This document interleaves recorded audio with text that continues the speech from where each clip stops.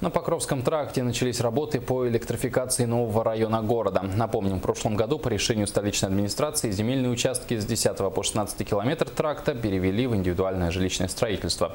Все бы ничего, однако камнем преткновения между собственниками и руководством города чуть не стала разметка красных линий под инженерные сети. Спустя несколько месяцев обсуждений дело сдвинулось с мертвой точки и работы по благоустройству территории начались. Подробнее в материале с Аргаланы Захаровой.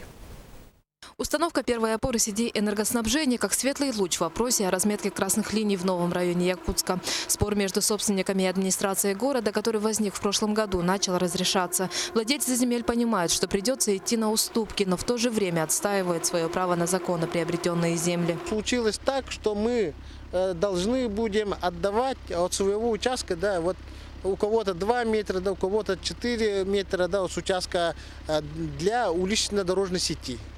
Но это, конечно, тоже в наших интересах собственников, да, чтобы провелось электроснабжение, газоснабжение, да, но в то же время это наши деньги тоже.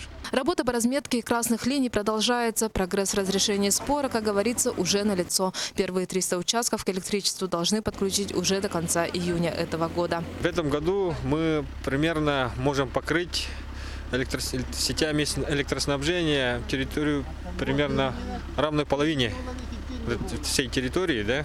И полное окончание работ, если все пойдет по плану, у нас планируется в течение 3 лет. В первую очередь такому развитию рады собственники, которые уже начали строительство на своих участках. Для нас очень важно, чтобы дальше обустроить участок. Необходима электроэнергия, и нынче наши и руководитель ЗСПК, и наши подрядчики обещают к июню подключить, дать свет. Это нам возможность еще быстрыми темпами освоить участок.